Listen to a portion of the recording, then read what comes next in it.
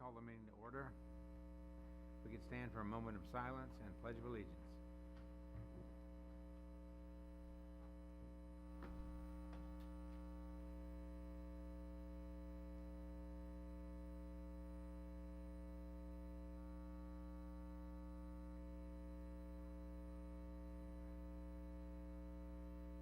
I pledge allegiance to the flag of the United States of America, to the republic for which it stands, one nation, under God, indivisible, with liberty and justice for all.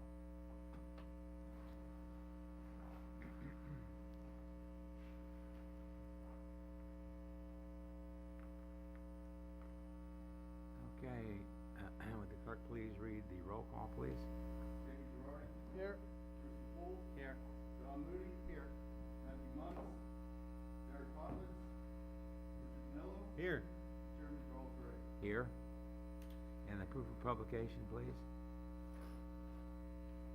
The ad for advertising in the Pennsylvania Times on March 5th, June 4th, 2025, and by affidavit of certified mailing from Cyclist. All right, thank you.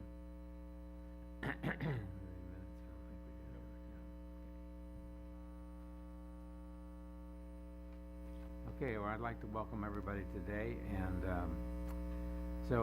let's begin with the swearing in. If anybody plans to give testimony today, will you please stand and raise your right hand?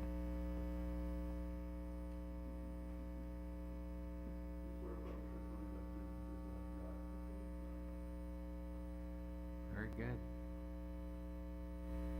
Okay, so I'd like to welcome everyone and tell you that we're the Planning Commission. We're appointed by the Board of County Commissioners, and we meet twice monthly.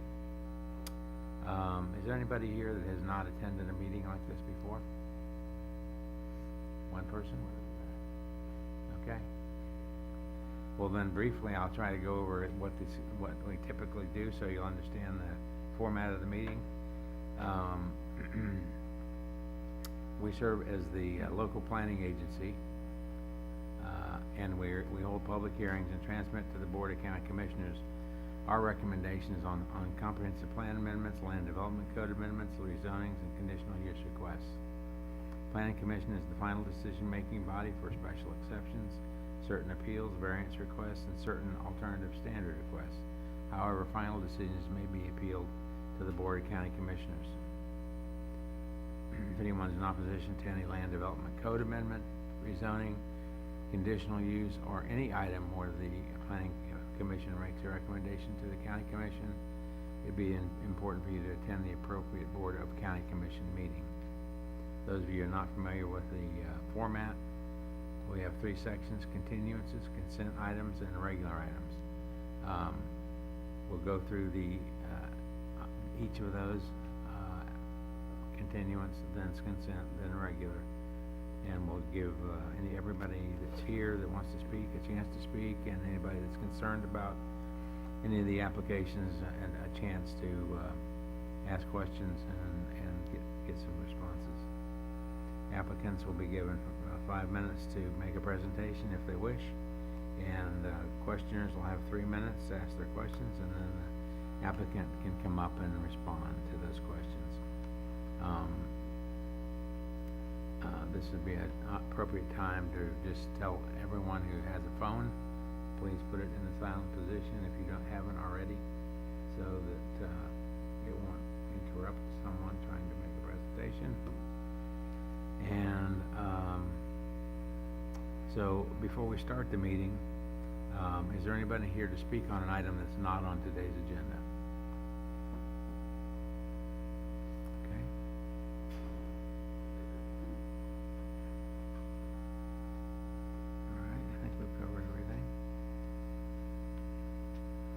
Good afternoon, Planning Commission members. Gianna German, Planning Development and Economic Growth. Item PC1 is PDE 25-7881, a rezoning request in the name of Enclave at Livingston MPUD Academy at the Lakes, Inc. I just would like to note as well that this item was previously Island Property Partners. This will be published uncorrected at the following BCC meeting. This PDE 25-7881 is for a change in zoning from AR, Agricultural Residential District, to Master Plan Unit Development District. And this is coming with a request to continue the item to August 21st, 2025 Planning Commission meeting at 1:30 PM in Newport Richey. August 21st, you say? Yes, sir. Okay, and, we have another continuance. And by the way, is the applicant present? Okay. Anyone here to object? Okay. Keith, are you objecting to the continuance, or Pam? I can't quite, can you, I couldn't hear what she said.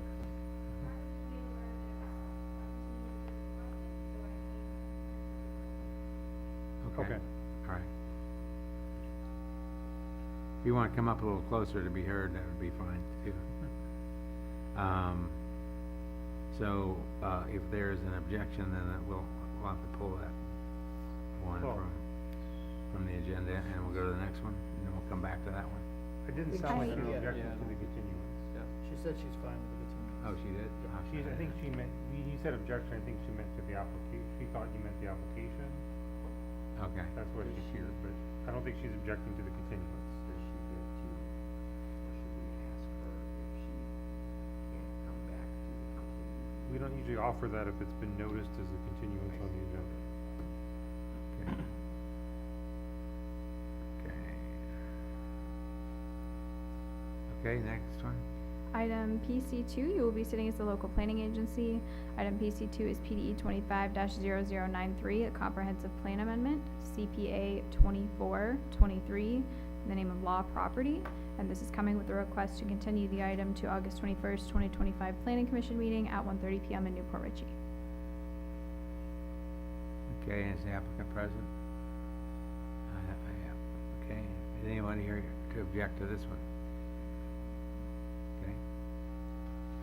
All right, then without objection, do I hear a motion to grant the continuances? Move to continue items PC one and PC two to the August 21st, 2025 meeting in Newport Richey. I'll second. Okay, so we have a motion and a second. Any further discussion of the motion? If not, all in favor signify by saying aye. Aye. Opposed, like sign? And Okay, then the motion carries. that would conclude the end of today's public hearings, and then I think we have another item on miscellaneous as Hiring. well. Glad that's over with. Yeah, Put him on the hot seat. never. No.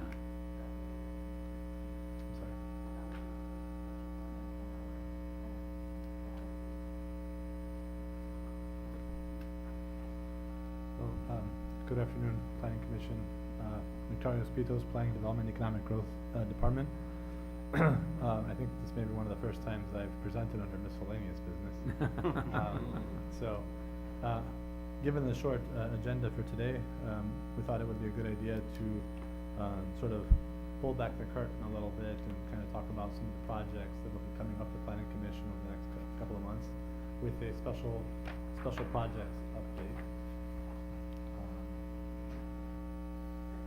Technical difficulty? Okay, 1 second. Okay.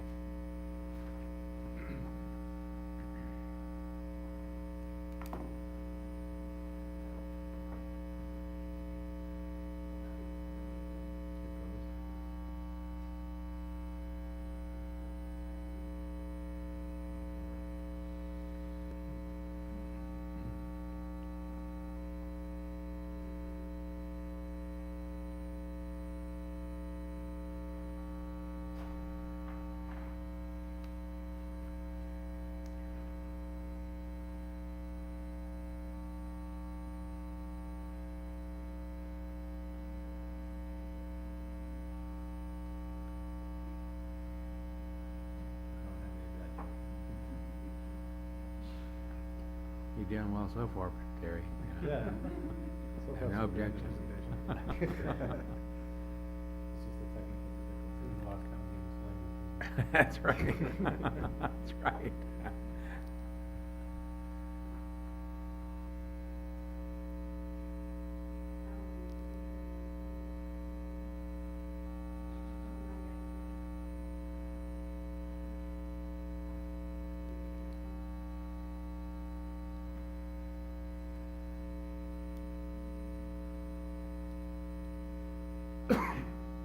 here comes the rescuer.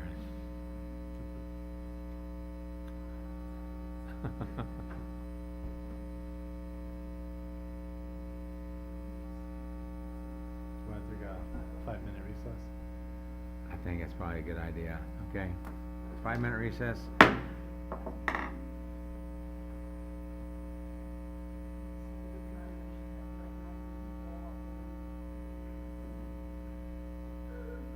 Pull its plug.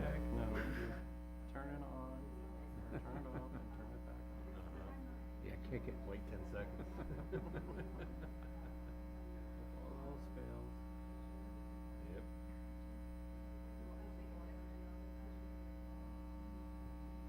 That's what we're gonna face with AI when it decides it wants to do what it wants to do. Oh, boy. It doesn't care what we say. Yeah, he's gonna tell us, leave me alone. We don't care about your special project. That's right. That special dog.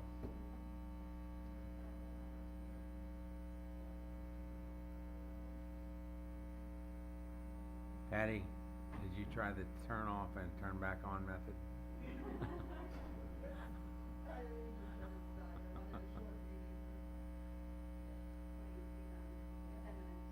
To give it a technical tap. Yeah, with a foot.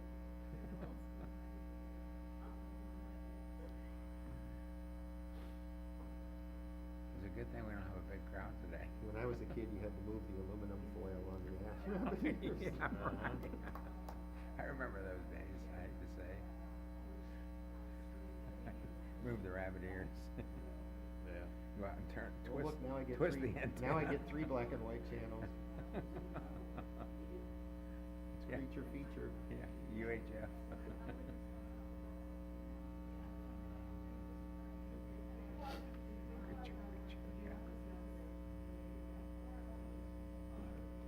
See what happens when we turn it over to Patrick, you know? Just all goes, falls apart. Right, Patrick? We're blaming you. I said, see what happens when we turn it over to you, it just falls apart. He's very serious today.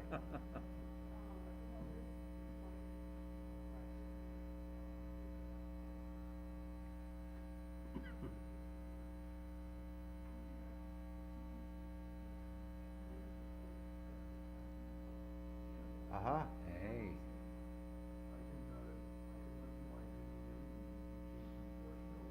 I'd love that. Take my wife. Please.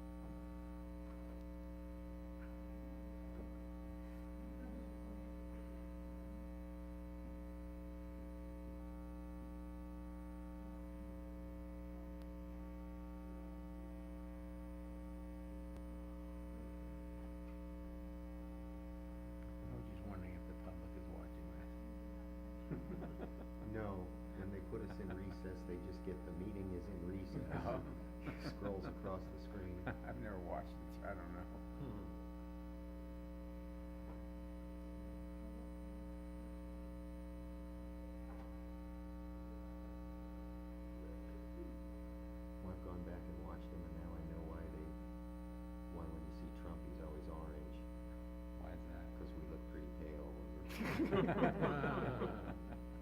suggesting we should all go get tan? Spray tan? Yeah, right. Little makeup Yeah, before we go. yeah, where's our makeup people, you know?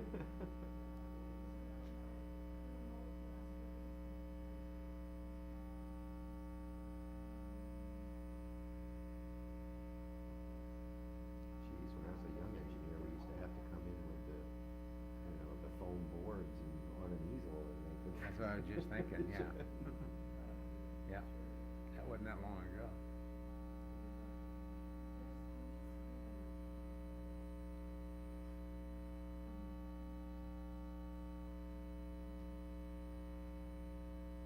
I thought you had it there for a minute, I saw the special projects thing.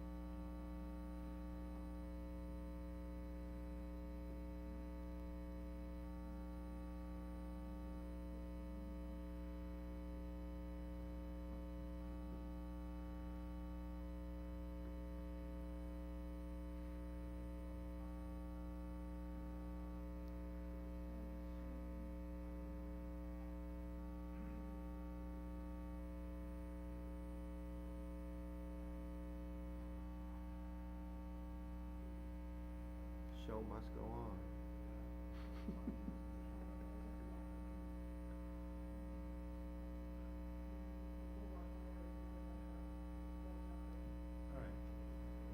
Okay. Bringing the meeting to order. Thank you, Mr. Chairman. Victoria Spizo's Planning Development Economic Growth. Hey. It's like magic, Terry. He came Yes. back and there it was. As I mentioned before, right before the break and the technical difficulty, the Planning Development Economic Growth Department wanted to do a little, special projects update to the Planning Commission / local planning agency about some of the projects that are going to be coming down the pipeline.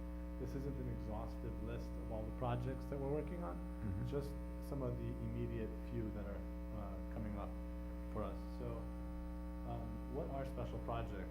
Special projects are non-development application projects that are completed by the Planning Services Division within the Planning Development Economic Growth Department. That would be my team and the 20 or so planners that are involved within planning services. It includes the development of new ordinances, land development code, various types of land development code amendments, the creation of special area plans, studies, programs, and the working of and execution of grants. So those are what constitute what we call special projects. Everything else is what's known as a comprehensive plan amendment or a rezoning or conditional use permit, special exception, variance, community development districts, all that kind of stuff is also our core function. It's generally all the stuff that the public bodies see more commonly, more frequently Mhm. from planning services and of the Planning Development Economic Growth Department. So these are some of the upcoming ordinances and land development code amendments that you can expect coming up. First is the tree preservation and replacement update. This has gone back and forth a little bit with the Planning Commission. It's basically enhancing the protection of trees to reduce clear cutting and improve tree canopy retention. We're currently targeting bringing this to the local planning agency before you all for the August 21, 2025 meeting, basically the next meeting in Newport Richey. I know that Mr. David Engel has also had some additional conversations about this, if you wanna jump in, David. Sure.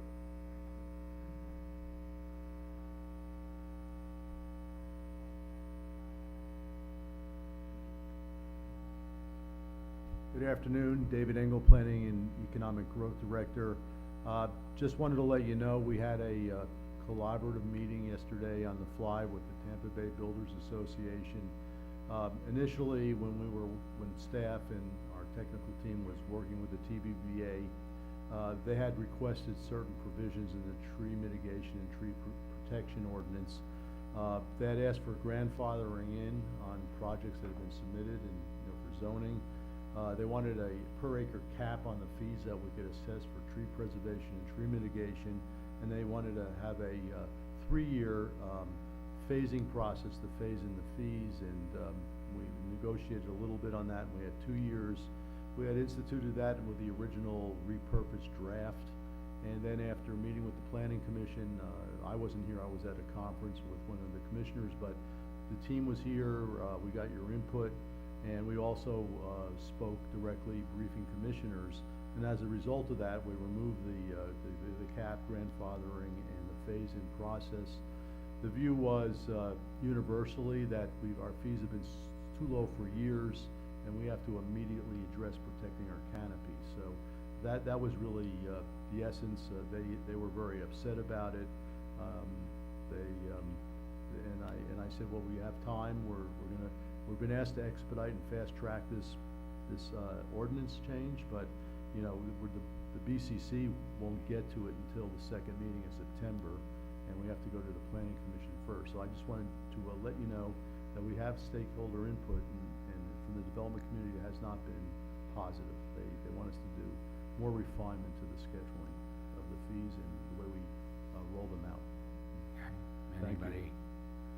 Anybody have questions on that or comments? Oh, I have a question too. So I guess, so wasn't some of this already brought to the board when the resolution was? Well, it was, and that resolution did not have the cap, did not have a phasing process. What we did do is, one of the commissioners had asked us, how does our new proposed fee schedule relate to our peers? So we did an analysis, we had a table, and our fees are like right dead center.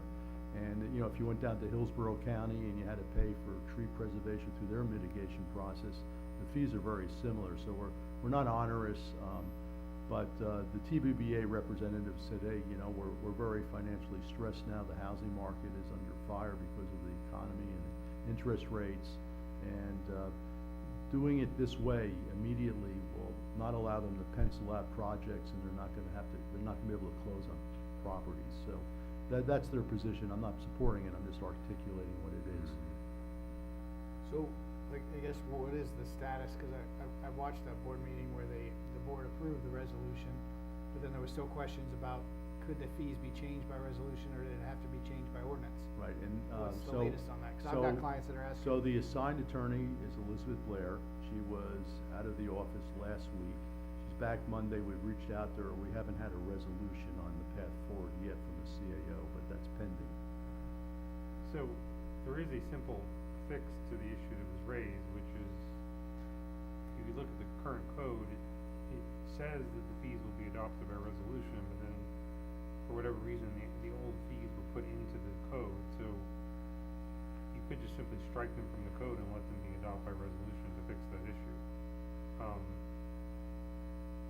But I'm not sure whether what Terry's talking about here is a different initiative than just raising the fees. Because as far as I'm concerned, the board effectively already took action on raising the fees. It's just a matter of cleaning up the code to match that board action. Is this item that's on this slide, is that a different initiative than raising the fees? I assume that it is.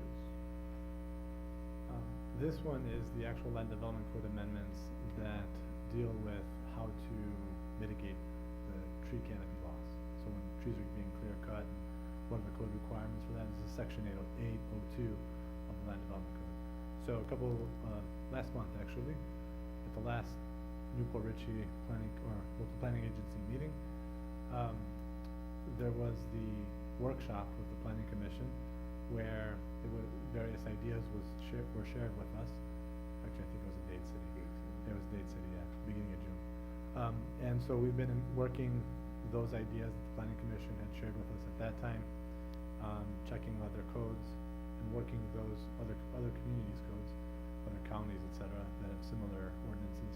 We've been working that into the section 802 draft, per the commentary of the planning commission. Okay, so these are really two different issues. The issue that David Engel just talked about is relating to the update to the fees that the board basically already took action on. Is that right, David? That's correct. So what Terry's bringing forward is the result of the workshop that you all had about wanting a better way to handle tree preservation. Am I summarizing that accurately? Yes, I mean, it is two questions or two sides to the same coin, so to speak.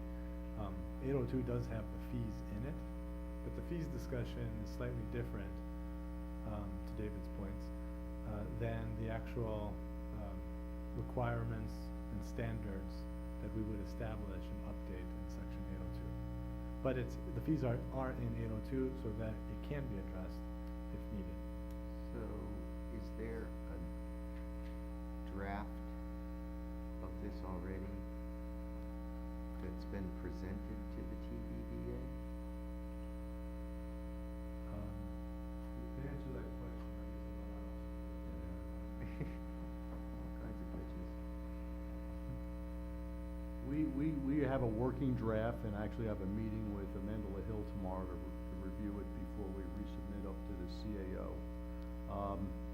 That draft has been circulated to the TBBA as of yesterday afternoon. I sent it out to them. Is it possible that we can get a draft of that?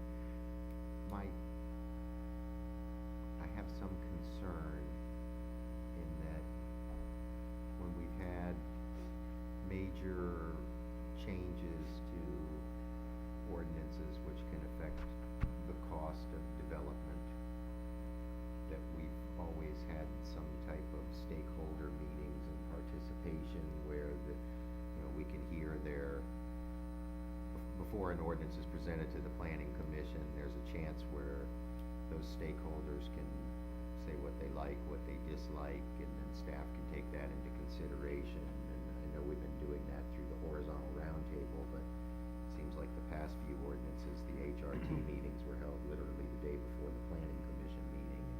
I just wanna make sure we have a fair vetting of the ordinance, that's all. So just as a point of history, we were doing that. Many of the Board of County Commissioner members, they want us to move quickly on the fees because our fees hadn't been updated since they were originated, I think, back in 2009 or so. And they also wanted us to expedite the use of funds. So that's what we did with the tree mitigation ordinance. So we removed that process out of the tree protection, and now we're doing the tree protection phase. And I was called to the rostrum 2 board meetings ago, and basically I was instructed to expedite moving forward with tree protection because the board was concerned that we're losing our canopy as we go through this deliberative process. So that's what occurred. We had extensive interaction with TBBA. It's been going on for over a year now. We received their input, and again, we didn't include their input, but their input was rejected by my leaders and leadership of the county. And, we haven't, and then we got the planning commission input and we made alterations to the draft. We would be glad to circulate that draft. I just wanna have it cleaned up a little bit and get it out to you next week. It's pretty rough right now. Would you like to have a meeting, and invite the TBBA, before that we bring it formally back to you as an agenda item? Personally speaking, yes, I don't know how the rest of the board feels, but I would. Yeah, feeling from the board here? Yeah. Well, I think beforehand that would eliminate anything when we actually go to adopt. Okay. Yeah, You'll I think it would definitely be helpful, because I mean, not that it matters, I mean, I heard you say you disregarded the TBBA's feedback on the fee increase, but I have a feeling a lot of this stuff's being done and the TBBA is not even aware. Well, that's not totally accurate. We didn't disregard it. We were told that to eliminate it, that our leadership didn't want to opt in Yeah, in favor of those things. Well, when I say that, I'm not sure they were aware. I'm not sure that the TBBA was aware that that fee increase was buried in that resolution that was approved by the board last Well, Tuesday. that is true, and when I spoke to the TBBA, I said that it's really on me, David Engel, because we had correspondence and exchanges of information back in April, and I did not follow up and let them know that their suggestions were rejected, even though we included them in the original draft. So, you know, I'd be glad if that's the consensus, maybe the first meeting we have in August, we can bring the TBBA in and have a meaningful discussion with them. Again, they're not against the fees. They agree the fees were way too low and we should have updated the fee schedule a long time ago. Just at this point in time, they want some business consideration and phasing. I think it's great, I think it's a good idea to have the meeting personally. Unless there's somebody that objects to that meeting. All right, sir, we'll get it on the agenda. Thank you. Thank you. So another ordinance that the Planning Development and Economic Growth Department is currently working on is known as the Backyard Chicken Ordinance. This would allow chickens in appropriate residential zoning districts that currently exclude the maintenance of livestock for agricultural purposes or livestock for the occupant's use or need. So the ability to have chickens in one's backyard for generally speaking, I suppose, eggs and other So, food sources. Terry, I have one question about this. Are the backyards for personal, for the needs of that family? Correct. So it's not a for-profit Right. Not for. chicken coop that you'd Right, be it's allowed? specifically for the family user. So I can, put your mind at ease. So I raise chickens and I get a lot of eggs. If you want to sell eggs in Florida, you can get what's called a small egg producer permit, but simultaneously you must also get a food outlet permit. And I'm not certain that getting a food outlet permit in a residential zoning would comply with some of our residential zoning regulations. Yeah, I was really asking the question for the local reasons because the legislature expanded the definition of commercial of any zoning district that allows a for-profit business, and so I wanted to make sure we're not allowing a for-profit chicken farm in residential areas. Not to change the subject from chickens, but then that concern would lead me to, then what does one do with regard to home occupations? There's an exception for home-based businesses. There's not an exception for chickens, though. Terry, what? Unless that's a home-based give me- business, I Can you don't give me know. an example of a residence that would fall into that category where they could have chickens? I suppose. For their own purposes, I'm talking about. Yeah, I mean, I suppose, Would that be just a about typical any dwelling in a residence? one dwelling unit per acre development area. So it'd have to might be have- they'd have to be on an acre, is that what you're saying? Well, I'm not, I don't know the exact, space limit that the ordinance might have off the top of my head right now. Mhm. But I'm just giving you an example that somebody who has a house in a Res one, one dwelling unit per acre area, Mhm. might be able to put a little chicken coop back there with a couple of chickens and have some eggs for their family, basically. Okay. Or meat or other. You're saying in other zoning districts other than the agricultural districts like AR and Correct. AC? Yeah. The like. So like in an ER or an R1 perhaps. I think ER already allows it. Maybe, doesn't it? Okay, well, I mean, I'm sure that's one of the questions that's gonna be asked, so I And just like. does the proposal, so Newport Richey has a backyard chicken ordinance, and it's common, most of these backyard chicken ordinances would prohibit roosters for good reason. Newport Richey's prohibits the slaughtering of the chicken on the property. Is that a proposal in our ordinance? I think that's a consideration under the current draft, as well as the ban on roosters and things like that. Another land development code amendment that we're working on, and the backyard chicken we're bringing in September 4, hopefully, that's the target date. And another ordinance we'll target for September 4 is the bicycle and pedestrian facilities update. This is gonna provide consistent standards and greater code flexibility for different street typologies or types that we get to build, within the county. And I think this is basically, current drafts are looking at potentially consolidating the sidewalk standards with trails or multi-use path standards and just making it clearer when each type of facility is gonna be required within the county, particularly when you're dealing with frontages on collectors or trails, et cetera. And then one last ordinance that we're currently working on, of a number of others, but in this case for the update, we are working on an open space zoning district. And to add a new zoning district to the collection of zoning districts in chapter 500 of the Land Development Code. We currently don't actually have a zoning district that directly correlates with a pure conservation area. And so, as part of some of our glitch amendments, we noted this and said, well, it's probably a good idea to have a specific zoning district that can cover conservation areas. There's an example that triggered all of this on the west side of the county along the coast, set for conservation, and it's an expired MPUD that had other entitlements in it. So kind of left it in an ambiguous situation of sorts. It would be good to and it's county-owned property, so that makes it a little interesting, further interesting. So it presented a good test case for us to develop an open space or So Terry, is this just creating the district, or is it actually rezoning property? It's just the creation of the district. So there'd be some future action to rezone? Yes. Property? Yeah. So that's some of our immediate special projects that are, coming up in the next 2 months. Some of the other special projects that we do are special area plans. And one of the area plans that we're working on right now is area projects that we're working on right now is the Grand Boulevard form-based code. And for that, I'll bring out the project manager, Amy Heiler. She wants to talk a little bit about this one.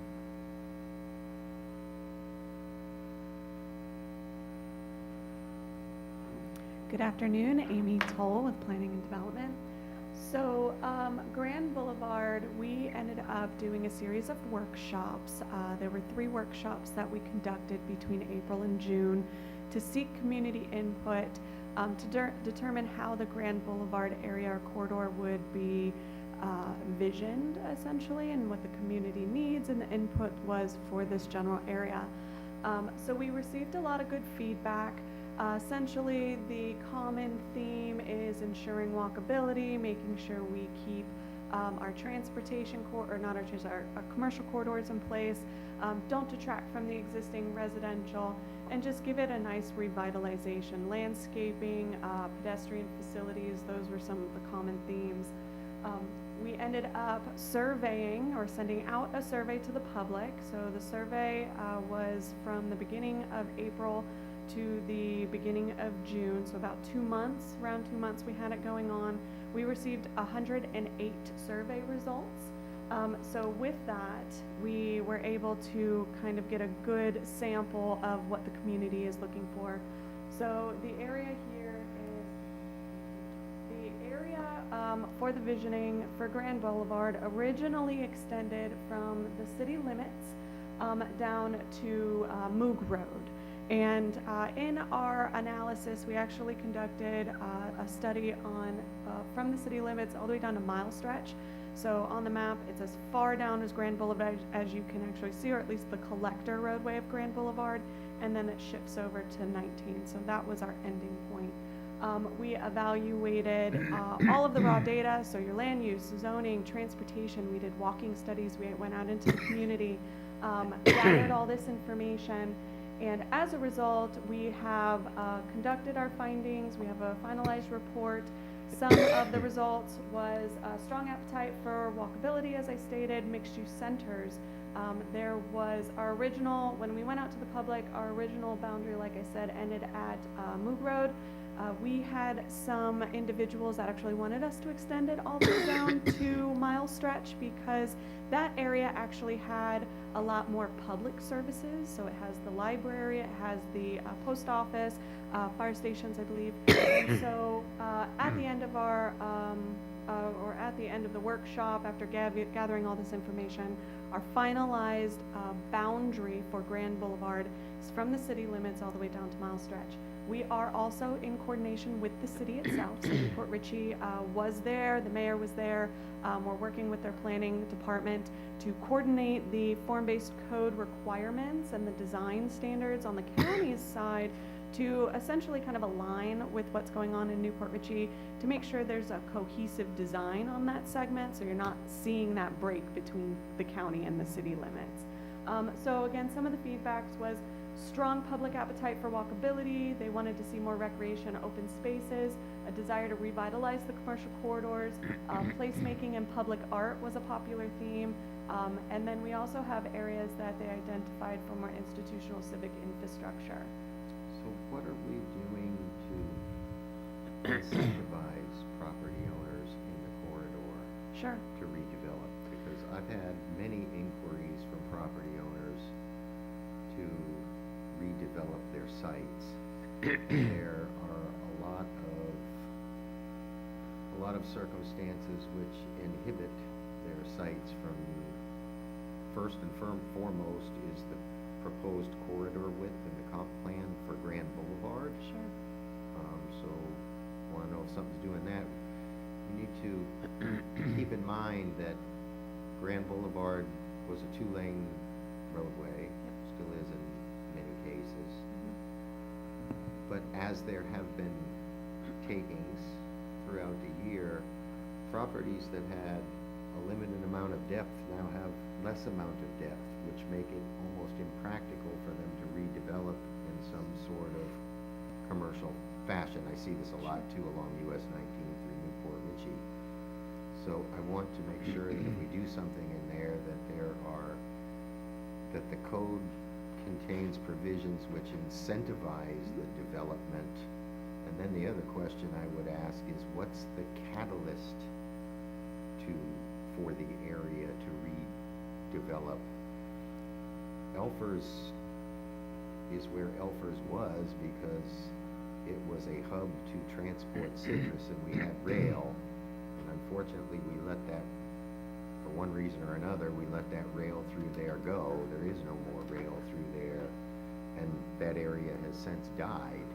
So I want to make sure we do something, we're doing something that brings it back to life. We can draw all the form-based codes we want, but if there's no economic incentive to go in there and do something with those property owners, then nothing is going to get done. That's a great question, comment. So, yes, we have been thinking about that. We're coordinating with our economic development section of Plan and Development and Economic Growth. So we're strategizing to hire a consultant to establish, to create an update to the code to establish a form-based code. In that exercise or in that scenario, we're going to be working on a supplemental document to the form-based code to identify some of these properties that might need assistance in being updated or coming into conformance through grants, landscaping, initiatives, and other incentives that we're kind of working on. So we have been thinking about that. I'm not going to claim to have all the answers here, but I think we should be looking at things like no impact fees, tax abatement. That's how we get that area redeveloped, because we don't have a way to reinsert the rail and the citrus industry back into the area that historically once was there. So there's going to have to be a lot more incentive for somebody to do something there. Yeah, that's great. Yeah, and that was some of the feedback from the visioning as well, is that the community really wanted to reestablish those criteria. Mr. Moody, I'm really glad that you identified incentives, because redevelopment is the heaviest lifting we can do in the county, because we're trying to stimulate and motivate development where it wouldn't naturally go organically in the marketplace. And look at the West Market area. We've been giving mobility impact fee breaks and doing other things, but we've had really no pickup or traction. And I think we really have to step up the game, because redevelopment of the west side is critical for the financial and social and economic wealth of the county, health of the county. So we agreed, and we will do that. Thank you. Great. No, if you guys have any questions, I'm here. Otherwise, that's pretty much it. Sure. You need a consultant, I'm only asking. Just working. Apparently not. Bueller? I'll just, okay. Just as far as a consultant, do you need that for staffing levels? Because I think that you guys would do a better job because you're here on the ground, you know the county better. The consultant that we're inquiring is actually an expert in form-based code. And so their knowledge base would be helpful in us kind But of it's- establishing that integration. Amy, to the point, Mhm. it's not the code that's going to get the area redeveloped. The code will guide the form of the Absolutely. redevelopment in the area, but it's not the impetus to redevelop the area. Mhm. What you need is a consultant to talk about how we're going to spur the economic development and redevelopment of that area. Sure. I mean, Tarpon Springs has a form-based code. Mhm. They've had it for quite a while now.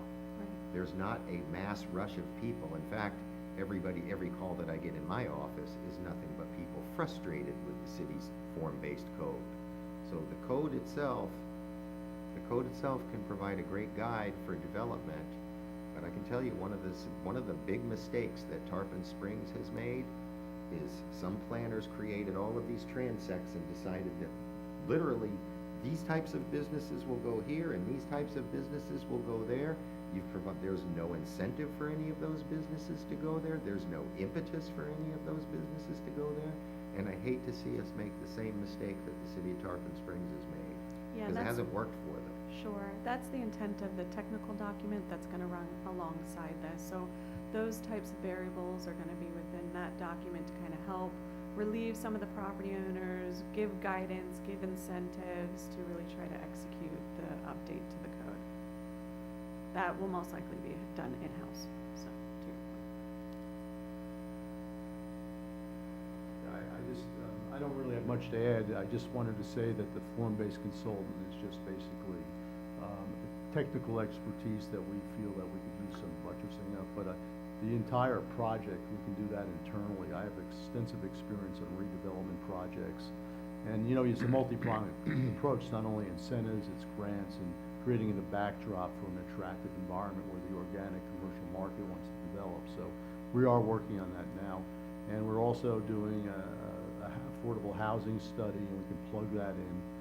And we're working on missing middle and some of the other options, and we're prepared to explore and also recommend incentivization. I think you'll find if you go study that area, part of the problem in that area, and problem in the West Market area, is we have a housing stock which was built 50 and 60 years ago, aimed at retirees that no longer occupy those homes, and there needs to be some incentives to reestablish better housing stock in that area. We understand that, and My- case in point, in Holiday, in the old 1975 residential areas, most of that is renter occupied, and not by seniors, but by people looking for affordable housing Right. options.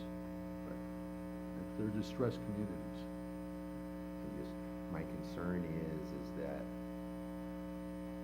and I know I'll probably get a call from Commissioner Starkey for saying this, the SMART code is Andres Duani's code. Well, Andres Duani's code works great for Celebration, which is Disney, and for Seaside, but show me one of his other communities that has delivered on people live and work in the same neighborhood. He hasn't produced one yet. Well, sir, And I don't worked on agree some with of that. the very early ones. I know Mr. DeSwanee, and I know some of his current projects, and he has successful projects internationally and nationally. Yes, in places like Wellington, I question whether or not he can make that work in Holiday. Well, he's got things in Rhode Island and Cincinnati area. He's done quite a bit of work, but It's not Holiday. no, it is not Holiday. It's basically a more attractive or greenfields project. I understand. Yeah. I'm very familiar with it. Yeah. Well, look, the form base is just part of an implementation strategy. It's not the driver of the redevelopment corridor. It's been important to get the city to buy in, establish uniform land use processes and procedures, and then bring the forces to bear. What do we need to meet the delta of getting things done that is acceptable to the commercial development market? I'm not saying I don't support you promoting a certain form of development. And what I'm saying is the only way it will work is when there's money behind it. Agreed.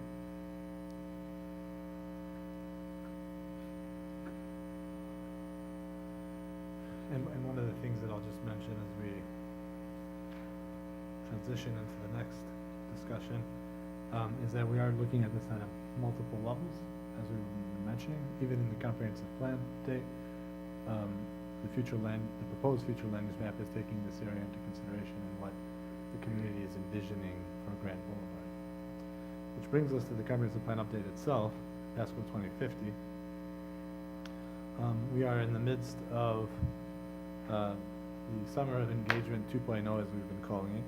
We've had a number of open houses. Here's some pictures of the various open houses we've held this month in July.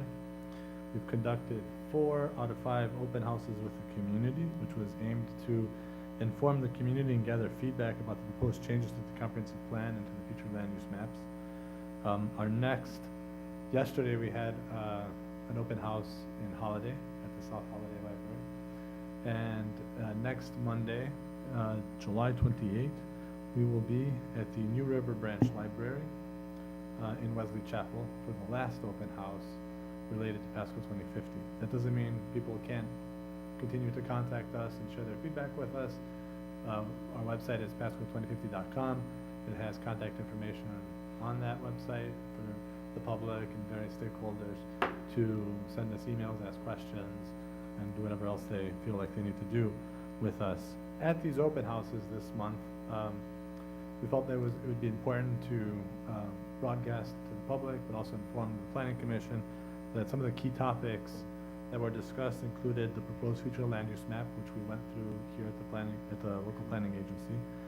We discussed future land use categories, and a lot of residents were really interested in particularly with regard to the residential future land use categories. So there was a lot of discussion about residential densities.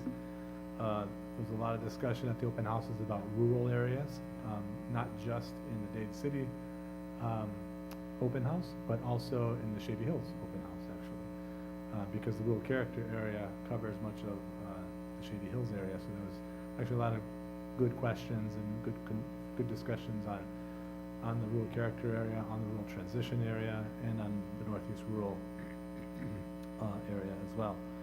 There were various questions on utilities and what that meant, what kind of extensions could people possibly expect in different parts of the county. I think one of the big ideas that people just wanted additional confirmation on was whether utilities would be extended into Northeast rural. There's no plans for that. So other key topics that were discussed included the Vision roadway system, and that was kind of really interesting as it relates to the rural discussions because it was noted by some of the stakeholders that there were no vision roads that were going north into the rural transition area, which would help keep that part of the rural transition area rural, because there's no vision roads that would extend development up there.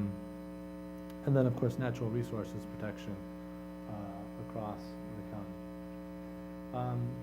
So I did want to provide a little bit of feedback overview for what was being talked about in terms of the residential future land use categories.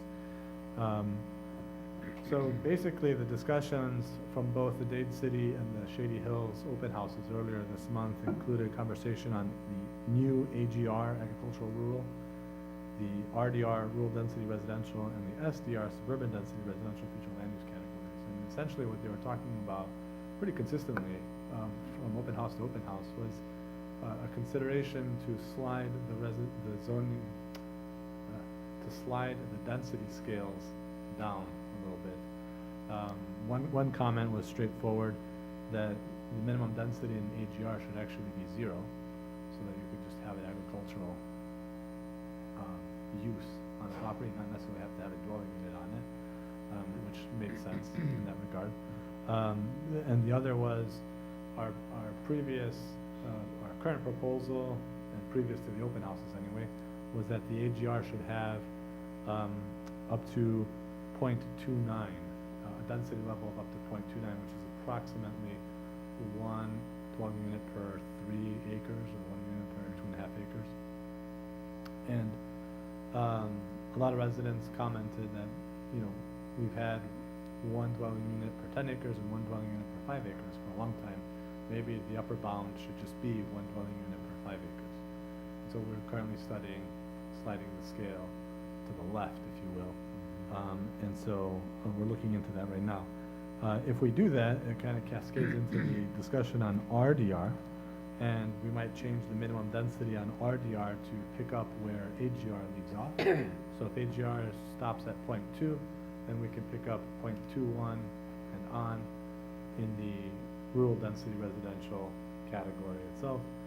And then there was some final discussion that occurred, I believe at the Land O'Lakes open house, where some private sector planners, stakeholders in the Pasco planning community, commented that it might be difficult to obtain a minimum required 3 dwelling units per gross acre in the SDR if we're not allowing 40-foot wide lots. And so if we're constantly requiring 50s and 60s, that minimum density requirement might actually drop to 2.5. So we're studying that right now to see if that makes sense right now. So other comments that we've had from open houses, this one came from last night's open house, the question of residential versus non-residential on the frontages of US 19. Some of the commentary we got was that there was a need for a variety of uses along US 19.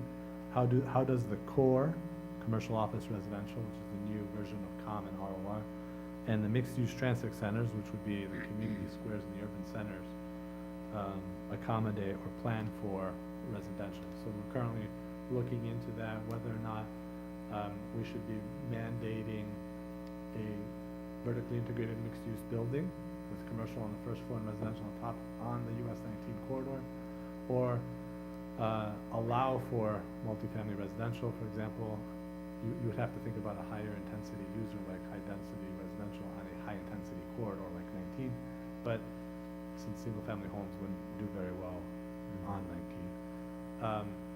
Or whether we would allow the multifamily residential right on the US 19 frontage, and how might we limit the application of residential if we were to allow it from taking over the whole corridor, and make sure that we still have space for commercial enterprise and employment generation, et cetera.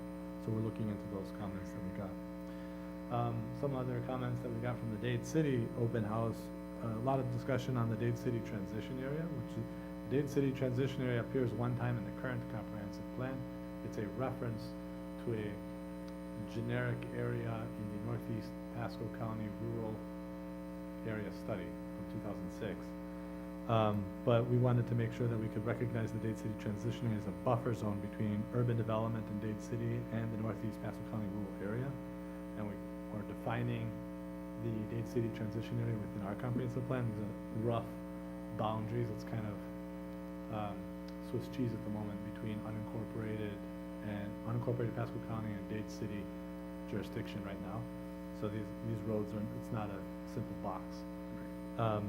And then finally, there was some discussions that we had at the Land O'Lakes open house as well about vision roads, and particularly the subject of connections to Hillsborough County came up, east of Bruceby Downs and south of 56. Caliente Boulevard was called out. There's missing segments that would be part of the Rangeland Boulevard Tower Road extension. And then a lot of discussion on the 52 I-75 interchange area. Area residents were commenting how 52 really was one of the only ways to get across to the eastern part of the county, east of 75, other than overpass in 54 and 56. But if you live north, 52 is the way to go. So we talked a little bit about what our Vision Road network is doing, and how we're providing some parallel network to 52 that'll cross under 75, north of the interchange, and give some relief to 52, and what kind of projects are out there, and how the development community is helping to bring that to fruition. Those are some of the major feedback, that we got during the open houses this summer. We have, like I said, we have one more. That's July 28th, 6 p.m. at the River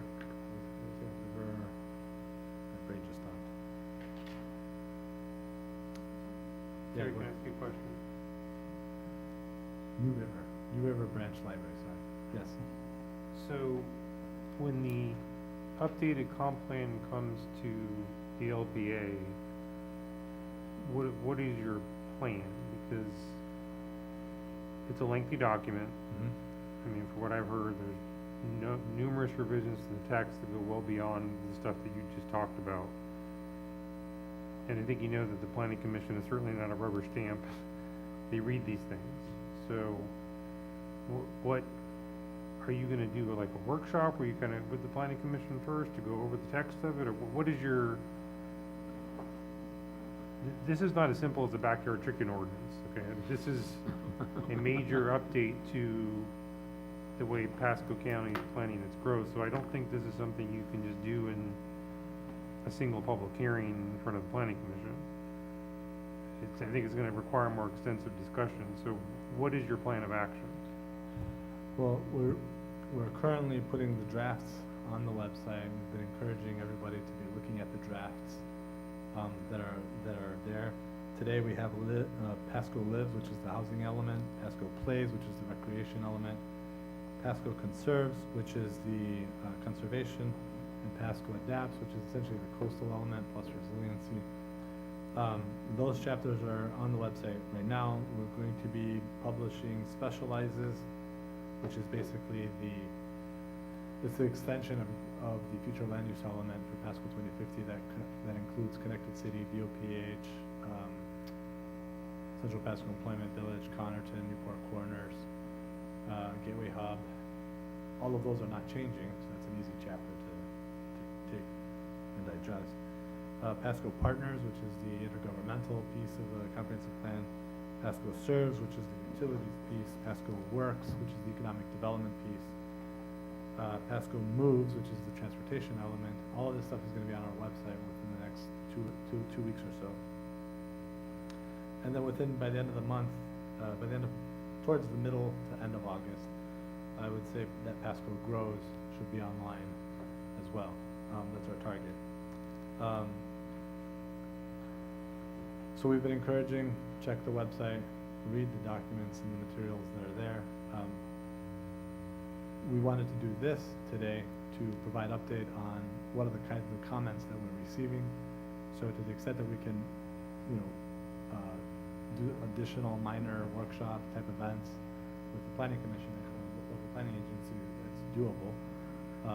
Right now the plan has been to publish these early, a couple months ahead, and then bring it as a whole to the planning commission. I think we said at the end of September, early October. So the expectation is the planning commission members should be reading it in advance as it appears on the website? That's the encouragement right now, yes. And I would say too that the comprehensive plan update is not a whole new comprehensive plan. It's an optimization, and it's updating existing policies, bringing them up to current statute, up to current code. Because a lot of times our land development code got a little ahead of the comprehensive plan, so bringing things up to Well, code. the only thing I'm gonna caution you on is the planning commission members are in a unique role because they can't communicate with each other. They can't have a dialogue with each other about what they read online, except at this notice public meeting or a notice public workshop. So even if they are able to read it in advance, they have no ability to discuss it in advance. So are you just envisioning that their only opportunity for discussing it will be on this one public hearing that you're planning to have? It's up to the planning commission. You all need to direct staff what you want, but I find it hard to believe that a document as important as this is gonna be able to just be handled in a single public hearing, but maybe I'm wrong. But and to be clear, we have been communicating with various stakeholders on the planning commission on particular chapters as well. So it's not like we're not engaging the planning commission on the various subject matters that we're dealing with. I think the point that David's making is that we don't have the ability to talk to each other about our concerns, if we have any, because not permitted to do that, so Would it be more, I think it's, probably a good idea to bring it back to a meeting, and so we can have a discussion at least. It may not be any big items to discuss, but at least we'll have the opportunity. I mean, I guess, to add to that, this is the local planning agency. This is the one entity whose input on this update is probably more, I would arguably more important than anybody else that you've spoken to date. I mean, this is their role. So, I don't think you should be giving them too little time to fulfill their role.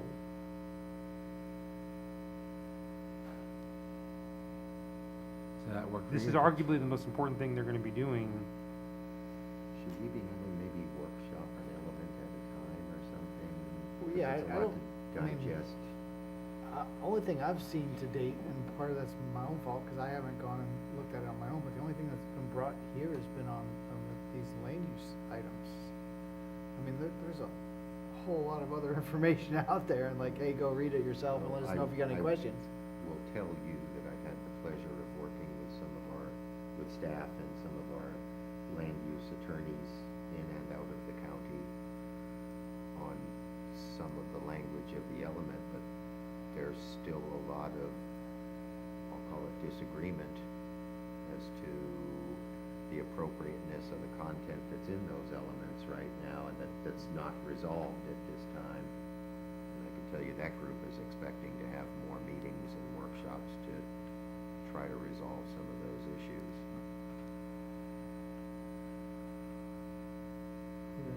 We'll take it under advisement. Yeah, Terry, I've seen, I mean, if something as, you know,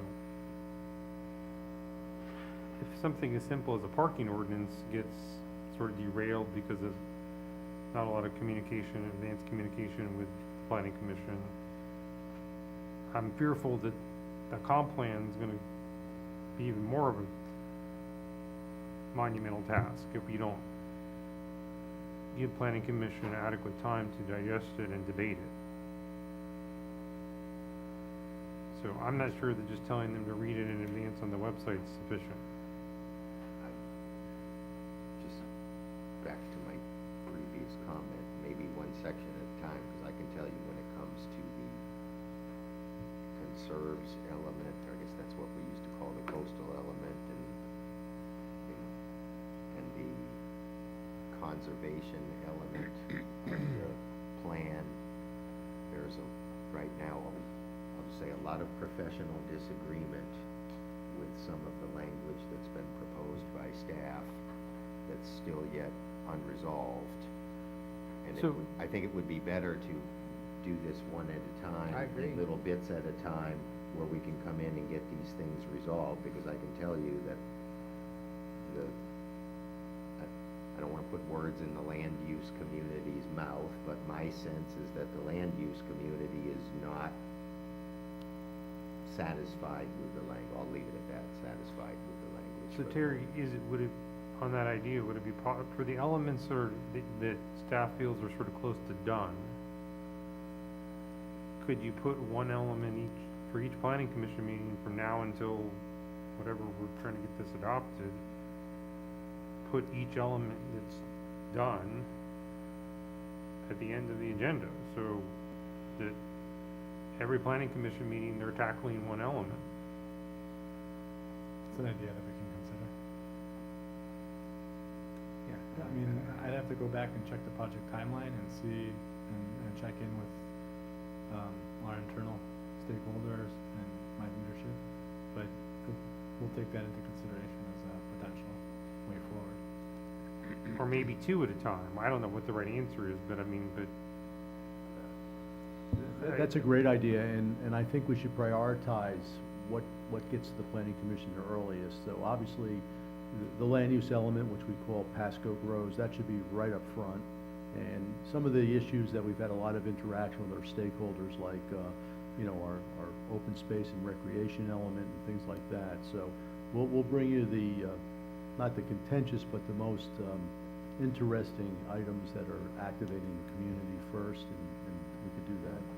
David, with all due respect, in some of the drafts that I've been involved in the working group on, there is, I'll call it major disagreement out there over whether this document is becoming a guiding document or a regulatory document, and until that issue is resolved, I'm not believing this is going to be a peaceful, easy process. Well, it never We've got- is with complaints. That's gotta get aired out and vetted, and there needs to be a lot of discussion on that. There's a lot of disagreement out there about this, and it's probably better for us to do it where we can all talk openly about it than ultimately resulting in continuances that drag on beyond the expiration of the Well, that was the whole comprehensive plan. point, let's bring the hot chapters in first, invite the stakeholders in like we're doing with Yeah. tree protection. And there's a variety of opinions. I understand. A lot of residents saying you're not doing enough. Of course. Some people are saying we're doing too much, so we have to thread the needle and do the right thing.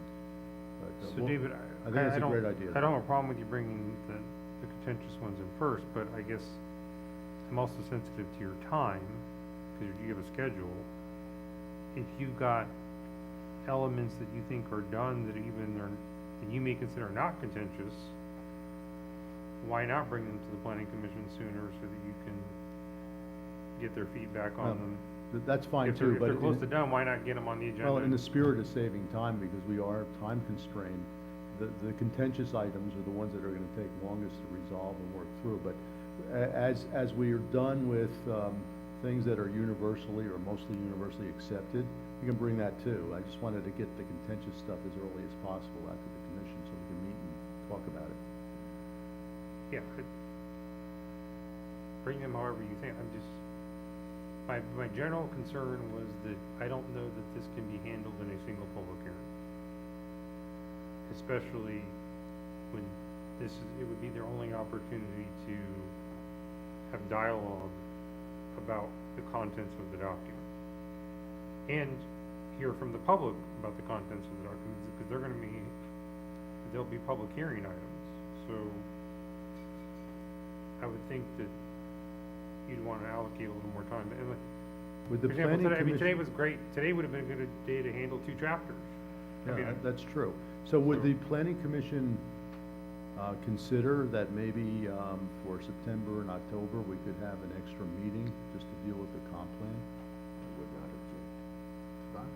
Yeah. And then we could really give a effective and deliberate amount of time and get all the parties engaged and have meaningful discussions. Okay, yeah, Thank you, we'll work on that, and thanks, David, that's a good advice you've given us. yeah. Once again. I've been here long enough to see what happens when you guys don't get enough time to look at something, so. That's right. So one of the things that we've developed to help property owners, residents, and other stakeholders understand some of the future land use changes that are taking place in terms of category name, not necessarily in terms of content as to whether or not they can do a particular land use on their property, is the swipe map that we call, is what we call it, that takes you from the future land use map that we have today, and then you can swipe across the map to show you what Pasco 2050 is talking about for your particular property. So you can zoom into your site, swipe it across, see what the difference is between what future land use you have today, what the proposed future land use is, and then you can research it on our website and or ask questions to the planning development and economic growth department to get some better clarity on what Pasco 2050 can mean for your project or your site. And I think they're working on something. We were gonna do like a little short tutorial on how the swipe map works, so that people, when they click it on the pasco2050.com website, we can actually operate it correctly. Terry, how are we doing on when you made the presentation to us about your new names and the kind of sliding ranges of densities, you talked about how we decide what land uses are compatible with what land uses today, and that now you're going to be taking the approach that will look at compatibility based on what's on the ground, not what's in the matrix. How are we doing with developing that criteria? Because I think that's important to the success of your proposal here. Well, the criteria is being established in the comprehensive plan, but we're not identifying what those dimensional standards are going to actually be, because that would be the job of the land development code to do. So the comprehensive plan is merely providing the policy direction, not to necessarily regulate through the comprehensive plan. So to the extent that the policy direction is given, we're going to be developing the land development code update coming up. I think project schedule is indicating February 2026 start. That's when we're going to be actually putting meat to the bones of the policy that's being established by the comprehensive plan. So the concern is, and I don't want to say I'm alarmed, I just say the concern is I could see the potential where somebody's planning on making a comprehensive plan amendment request, and they're looking at the matrix in the current comp plan going, okay, well, based on that matrix, this should be an acceptable change to the proposed future land use. How does someone who's trying to plan today address the unknown? That's why I asked the question. So they know what they can do today. Does that mean they should hurry up and rush their amendment in before whatever day we're going to adopt this thing? Or people have to be able to plan their land, and when we're talking about some developments that require millions or tens of millions of dollars, that planning goes on over a long period of time. These are not decisions people make in haste and overnight. That's hard to do when the regulation is, when the rules are in flux. Sure.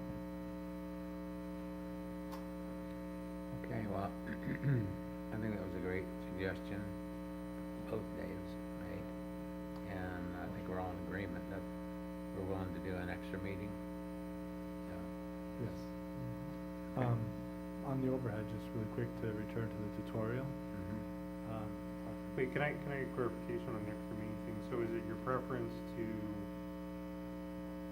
handle all of the comp plan review solely in the extra meeting, or do you don't want it to interfere with your regular agenda? Is that the goal, or were you okay with if they add elements to your regular agenda if it's a slow day? I'm not sure what your desire Yeah. is. I don't have a problem. Yeah, I don't know. Oh, okay. Still have to prosecute our business through DC. Right. But we have a lot of ground to cover, really, all the including by Okay. I mean, realistically, we're talking about 3 meetings if we're talking about middle of September, right? So, I mean, there's not a lot of time. No, I think you're gonna need extra meetings, so it Right. sounds like you probably do need to add it to some stuff to your regular agenda too. Yeah. So it'll I'll be bring a more lot of than- chomp. Yeah. That's right. Could we Start do John was there. could we do the special purpose meeting earlier in the day than the normal 1:30 slot? Would that be You possible? can meet whenever you want to meet, and whenever staff can That'd be, accommodate you. that'd be my Or- preference too. And board records have to be here as well, but Right. we have to coordinate with them, but yes, that is possible. Are there any statutory requirements we have to comply with, or like meeting notice and times and? I mean, your meeting agenda, as long as it's published properly like it normally is, should be adequate notice. So we would, if we were to do like a workshop at 10 a.m., let's say, on Thursday, 10 a.m., we could put that on the same agenda as the 1:30 meeting, kind of like the Yes, BCC you can do does. that. Nothing stopping you from doing that. Yeah. Sounds good.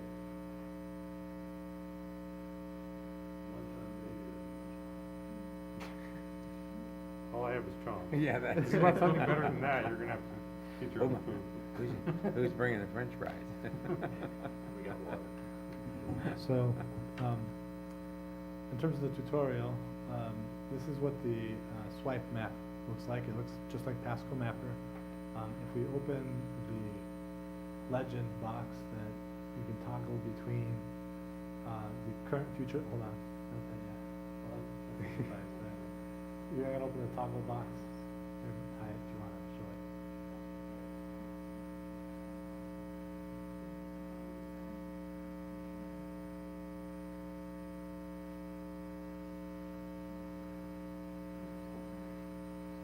Right, so here we'll have a very short menu. It'll give you the roads, the market areas, the future land use for 2050, and the future land use for 2025, which is our current comprehensive plan. If you just click the 2025, it'll just give you your traditional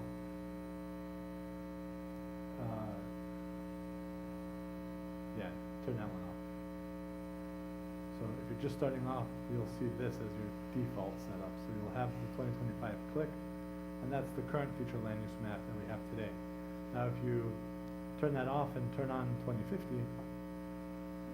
you'll only get the 2050 map. Yeah, it takes a little bit of a minute to load.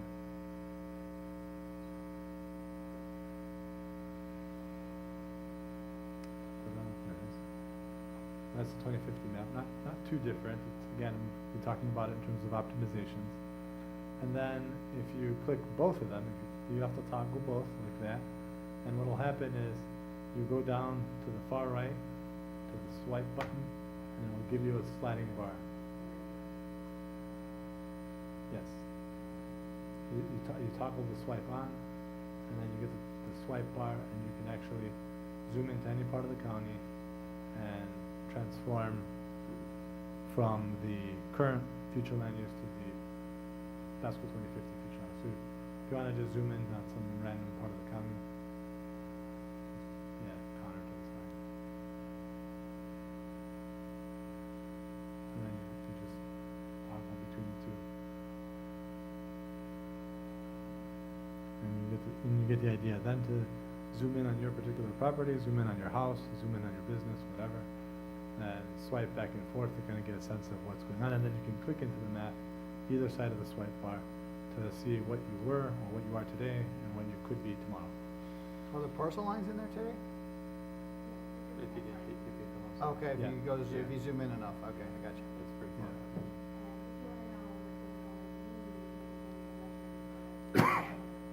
So, yeah, hi, it's just saying you can open up the legend by clicking the little menu boxes on each side of the shapefile, layer, and see what, what the colors are referring to. Pretty cool. And yeah, if you have any questions, if anybody has any questions, please, they can always reach out to the Planning Development Economic Growth Department and provide us their commentary, feedback. Hey, this for me, what does it mean for Pasco 2050, and we can give them an answer. And that'll complete the presentation. Thank you. Great, thank you, Terry. Appreciate that. Okay, anything else?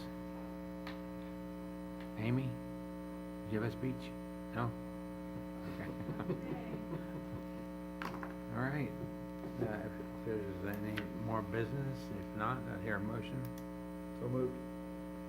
Second. All in favor? Aye.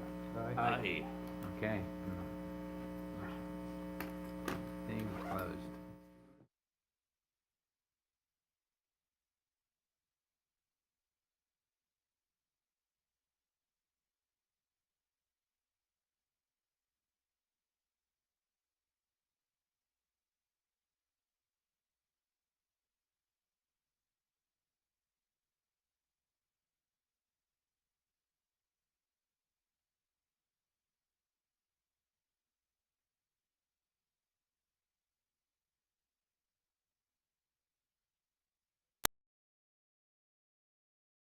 Waterways and wildlife depend on you to keep them healthy. Excess fertilizer, grass clippings, trash, oils, and pet waste wash into gutters and storm drains when it rains. Stormwater carries these pollutants directly into our lakes and rivers, creating an unhealthy environment for fish, waterfowl, and other aquatic animals. Storm drains are meant for clean rainwater. Most other discharges are illegal. If you suspect an illicit discharge, please contact Pasco County Department of Public Works at 727-834-3611.